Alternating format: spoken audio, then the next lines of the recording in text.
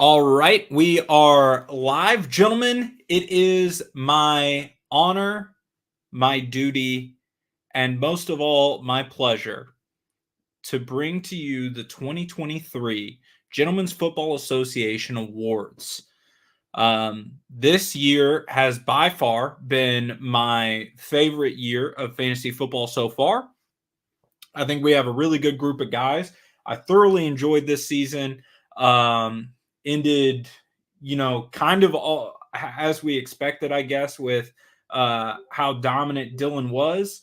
But we've got a lot of awards to get to, so I think we should go ahead and get started. And that is going to be the Talent Scout of the Year Award. This award is going to be the man who drafted the best and whose rookies performed the best. It was kind of between two people, but then whenever the case was presented to me, it really wasn't even close. He had the likes of Bijan Robinson, Jackson Smith and Jigba, Zay Flowers, Rashee Rice, and Puka Nacua. It was Austin Rexroad who takes home the Talent Scout of the Year award. Yeah. Rex, I'll give you about 10 seconds if you want to do an acceptance speech. Yeah, I thank you, Commissioner Murph, for the award. Puka Nacua, the 5th-round pick, ended up being the best rookie of all of football. That just tells you, don't trade your 5th-round picks. That's fair enough. That I appreciate that, and I'm sure you have plenty of draft picks for this coming year to try and get those same quality talent guys. All right, now moving on to the Injury Management Award. I made up this award because we all deal with injuries. It's a normal part of fantasy football.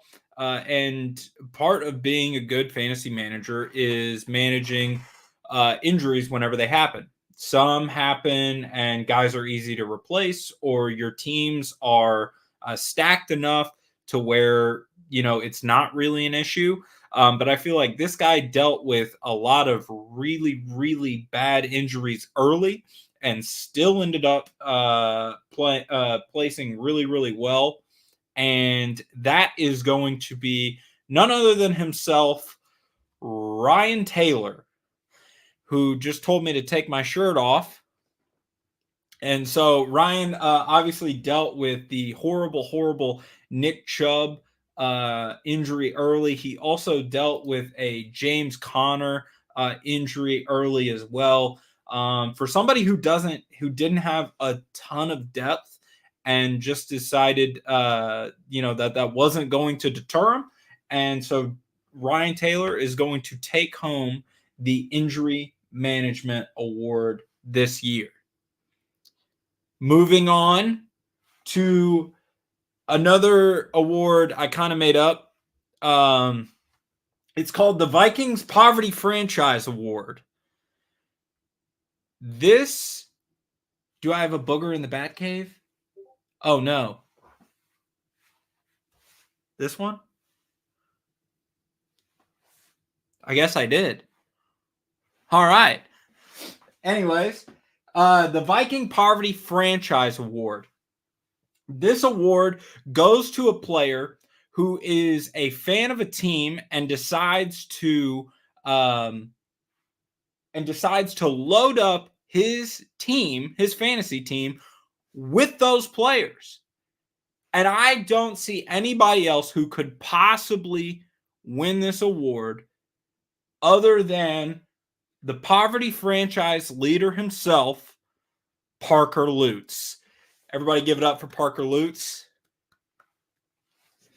Parker Lutz has successfully ran his organization into the ground by drafting every single Minnesota Viking he possibly can. Not only current Minnesota Vikings, but anybody who even sniffed a Vikings jersey, he is willing to suck off whoever to trade for those Minnesota Vikings. And that is why Parker Lutz is the proud winner of the Vikings Poverty Franchise Award. Now, moving on to a little bit more serious award, we have the Comeback Manager of the Year. There were two nominees that I felt were deserving of the Comeback Manager of the Year, one being Samuel Hodges and the other being Austin Rexrode. Austin Rexrode was missed the playoffs last year and ends up bringing his team into the playoffs, making a lot of adjustments necessary. And Samuel Hodges actually went from 9th place last year, if you guys remember, and ended up in the championship game this year. So with that being said, the winner of Comeback Manager of the Year is going to be Samuel Hodges. Now, moving on to the lowest scorer award. This award was decided by just over 1 point this year. It was between Dragon and none other than Parker Lutz. Parker Lutz had a whopping score of 55.8 1 week, but that was not going to top what Dragon did, and I can't remember if it was week 4 when he managed to muster a total of 54.5 points. So, Dragon, I guess not congratulations, but you have successfully gained the lowest scorer award. Moving on to the highest scoring award. This award changed hands week in, week out. We thought we had seen the best, and then I think it was, I can't remember if it was Sam or Dylan first, but then they would just keep going back and forth. One would top the other. We thought once the 170s was an insurmountable score that we would never see again. And then the man himself, Michael Holmes, comes in and drops 182 points in a game that didn't matter, but he did it anyways. Michael Holmes, what do you got to say? It matters to me and the team. That's kind of the precursor, right, of what's to come next year. We're just going to be shitting all over everybody. I would expect 180 to probably be my average next year. You can take that to the bank. Well, that might actually be a thing if the Superflex is enforced. So I don't think that actually means a whole lot. Then 200, we'll bump it up. Okay. All right, Michael, I appreciate it. Suck it, Rex. All right. Now, we have a segment that I am very excited for. I gave him the liberty. He said, "What do you want?" And I said, "Everything, whatever you think is fun." Mr. Numbers himself, Andrew Torbeck, is going to give us some fun statistics throughout the year. And Torbeck, I'm just going to let you take it away. Yeah, so I went ahead and I crunched the numbers. I basically gave every single week what was your average points for and average points against. And then I found out your biggest week. I found out your lowest week. And then I have one specific number that means a lot to you and you alone this year. So first off, we're going to start with Chase. He was 3-11. His average week, he scored 85.7 against 112.8. Okay, that's not good. His biggest week was 119.7. I think Mike hit that without a quarterback 1 week. And his lowest score was 60.5.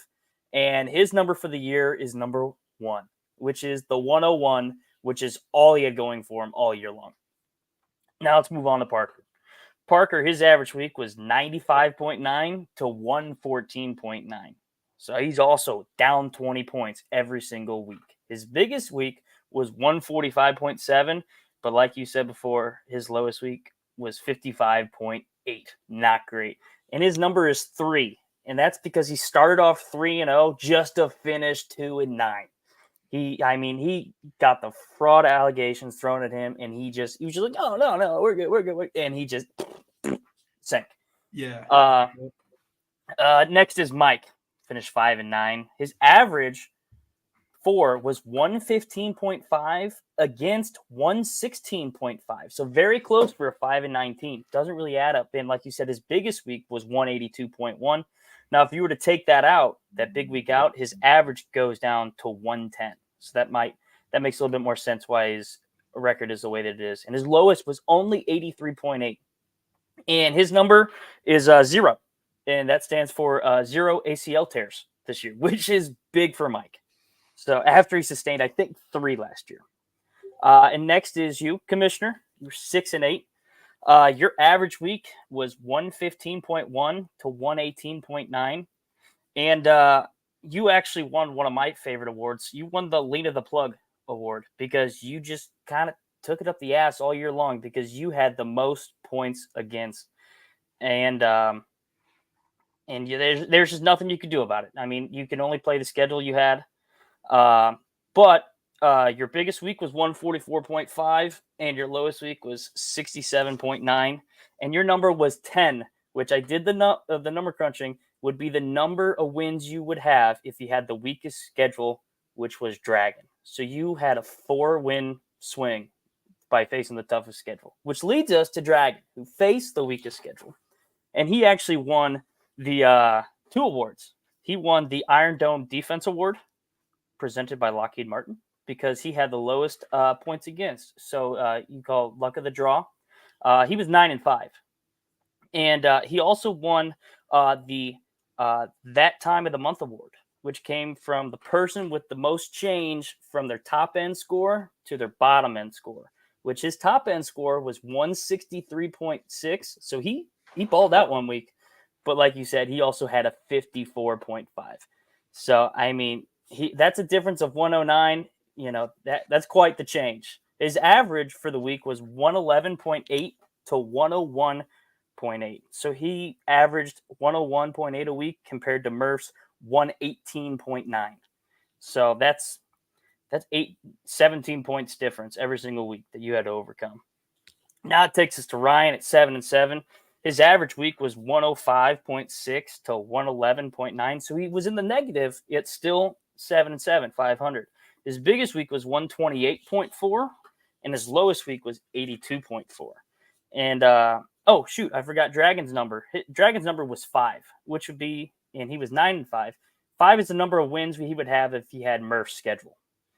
So another 4-game swing. And Ryan's number is 103, which is the amount he has to pay Najee not to play for him next year.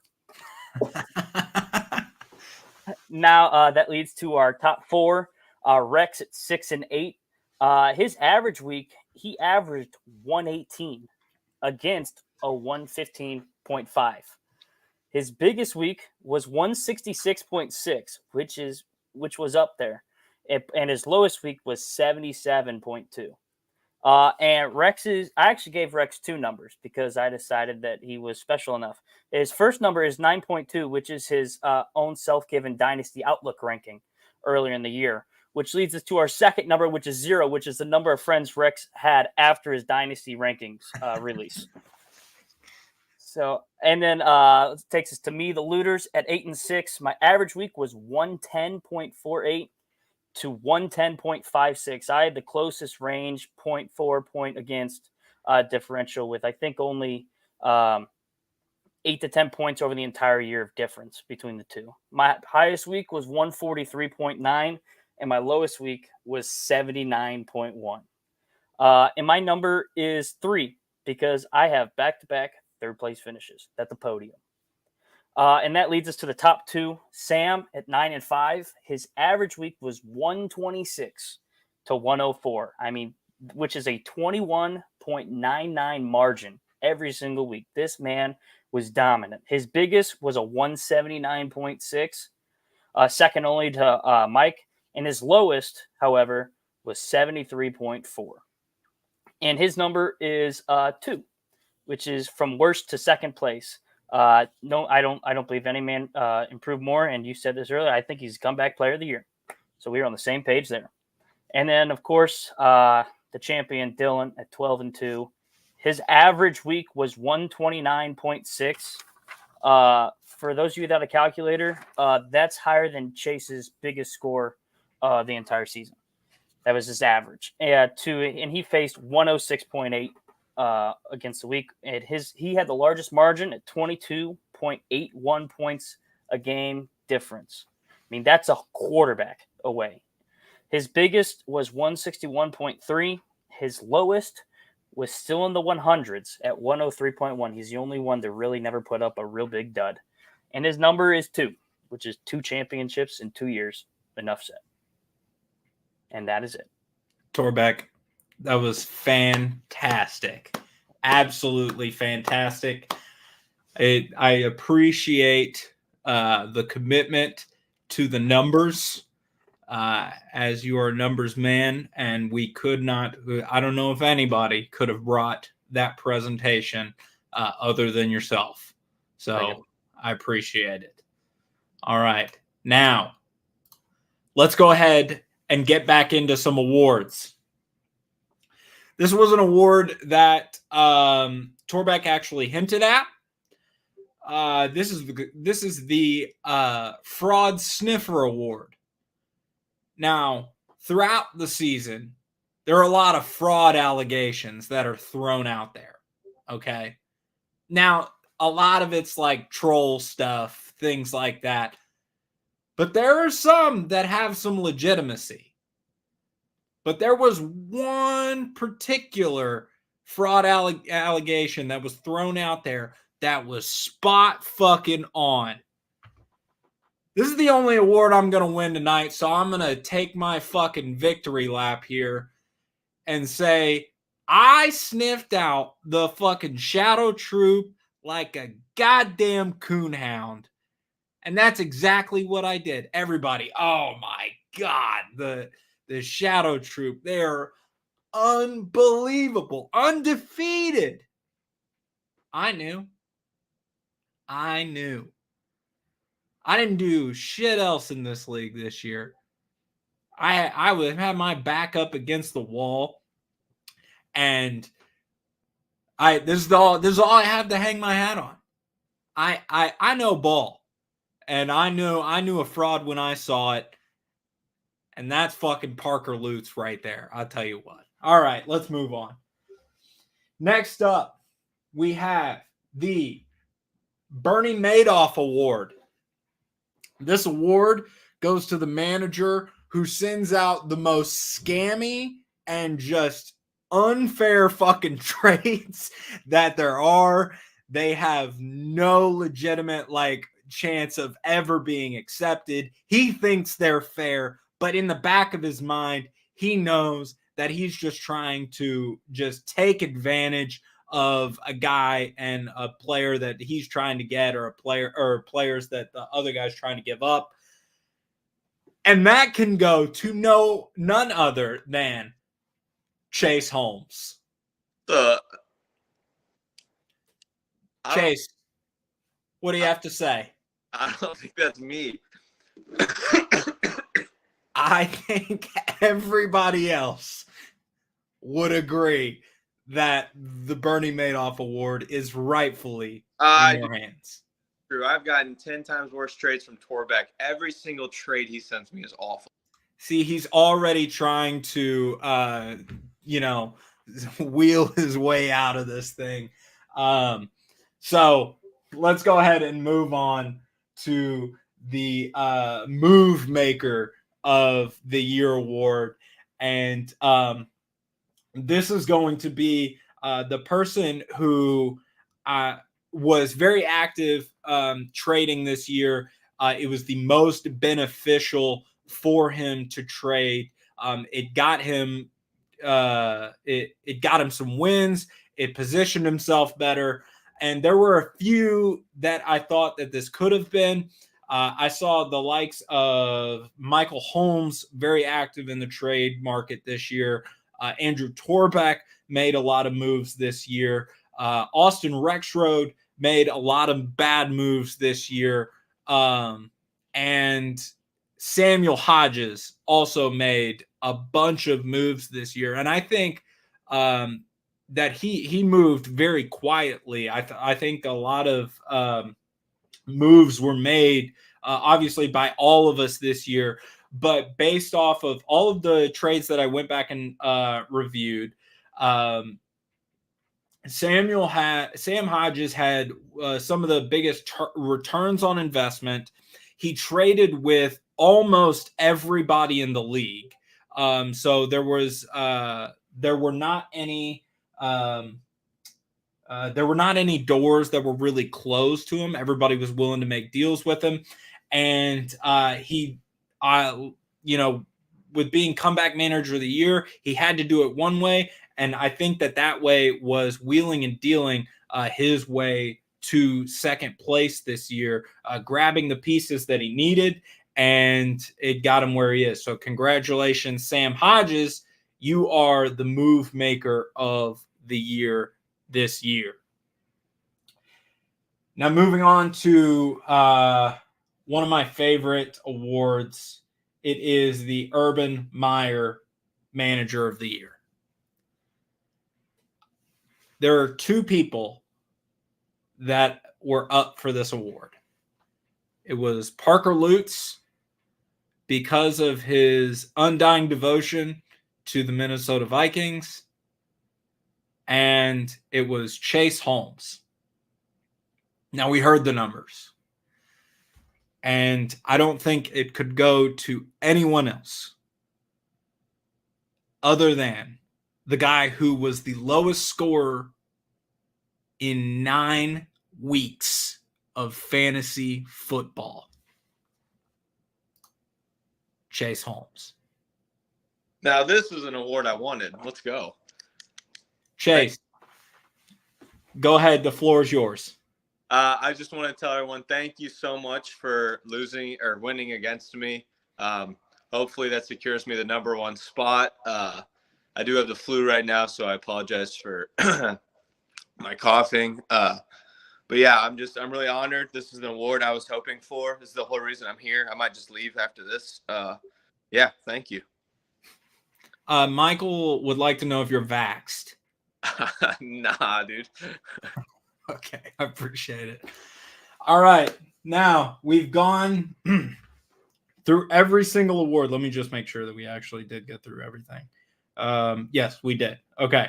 And we have 2 things left. Actually, 3 things left. We have the John Madden Manager of the Year, the championship presentation, and then the lottery spins. Now, the John Madden Manager of the Year, I asked everybody to send me their top 3. There were 3 individuals that stood out to me personally as candidates for this win, and it seemed that everybody also shared that sentiment. It was between Andrew Torbeck, Sam Hodges, and Dylan Murphy. There were also others that received votes. Rex, you also received votes as well. But it was far and away those 3 that received the most. I think you could make a case for all 3. I think they all did things that were necessary for their teams to have success. But I do think it would be an injustice to not give the John Madden Manager of the Year award to Dylan Murphy. Congratulations. Thank you. Thank you. Dylan, do you have anything to say about this award? Well, I mean, I'll be upfront and honest, and Logan, you can back this. I never considered myself for this. All 3 of my votes were for other people in the league. We didn't even think I would get a vote. I never thought about it because, I mean, to be honest with you, my managing was done to the middle of last season, and then there were a couple desperate moves I needed to make early this season with a little bit of a running back injury. But I mean, the workhorses did all and everything for me this year. So I was able to just, sit back like a fat Andy Reid and just watch the players do the work. I can understand, that is managing a team. It necessarily didn't all happen this season. So, I mean, I thank everybody for their votes who did vote for me. But, yeah, this is really nice to receive and feels great. Well, Dylan, while you're here, we might as well do this.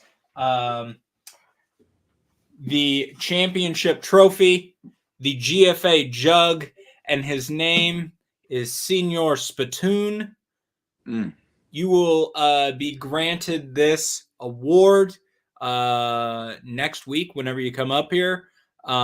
So you'll get to take this home and have it for the entirety of the upcoming season, unless you win next year as well, and then you will be able to take that, keep it for a third year straight if you can somehow muster a three-peat. All right. Highly unlikely, but you never know. There's a lot of people who apparently don't know fucking ball in this league, so I might have to target a few of those. Just as long as I have a Minnesota Viking on my team, apparently I can get fucking anyone. And then, I might just send like $2 in cap space and try and get 4 players from fucking Chase Holmes. He tried to do that a few times. Just overall being the champion is great, but being a champion back-to-back is fucking amazing. So it levels up. There's a lot of people I would like to thank. You might sit here and think, oh, he's going to thank his mom, his dad, the people that have gotten it. No.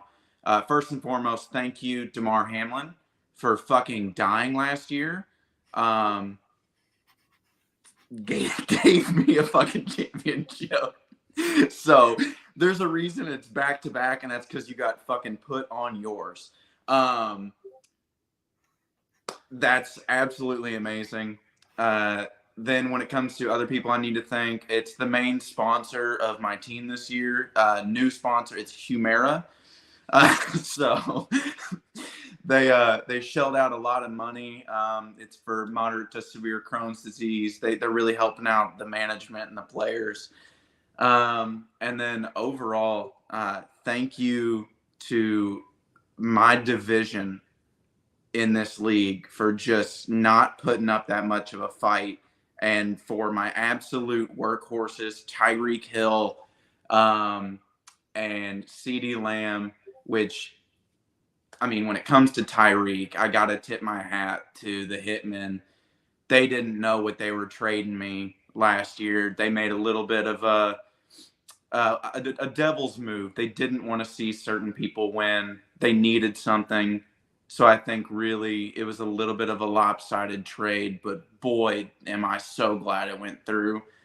It was almost a guaranteed 30 points every week. It was fantastic. That really helped. I think off the top of my head, it's about everyone I need to thank. And I will see you all on the trade block this coming season. All right. I appreciate it. We're going to bring everybody out here that is with us for the actually I might not be able to if I can share my screen for the draft lottery. Okay, here we go. How well can everybody see that? Oh, I think it looks like a wonderful wheel. That is small. why is everybody the same size? What do you mean? Because we're white. All right. This is for the 2024 draft. This is rigged if it doesn't get on me. Hit men, hit men, hit men. Yeah, there Here we we go. go. Come on, In baby. 3, 2, 1. Big money, big money. No whammies, no whammies, no Whammy, no whammies. 22 black. 22 black. No. Oh, I thought for a second.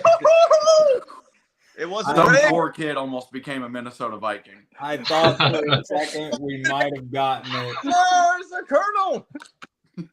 All right, let me take Chase off here real quick. Yeah, take my shit off there. Let's go. That was very fair, Murph. Good job. oh All yeah, right. now you're fine. For the second overall pick, Come on, baby. Give me Caleb Williams. Hitman. Show me the Hitman. Show me the Coonhounds. the Oh, Coonhounds. We'll take it. That's Oh mine, my baby. That's mine, baby. That is going to be the Hitman drafting second this year. I think Murph put a protection on that pick. I think at top 3 he gets it back. Bingo. I also agree with that. No, I think it's if it falls out of the top 3, he got it. All right. And now for the last 2 picks. Oh my Come on, Hitman. Come on, Hitman. Show me 3. Oh. Show me 3. The Shadow Troop will be drafting third. And then that means that the Hitman will be drafting 4th this year. So that is where we will leave this tonight. I appreciate how you guys for this season. And I am looking forward to next year. Well, I guess it would be this year, but next season. So you guys have a good night, and I guess go Illini. Go Creatures! Shut up, Rex.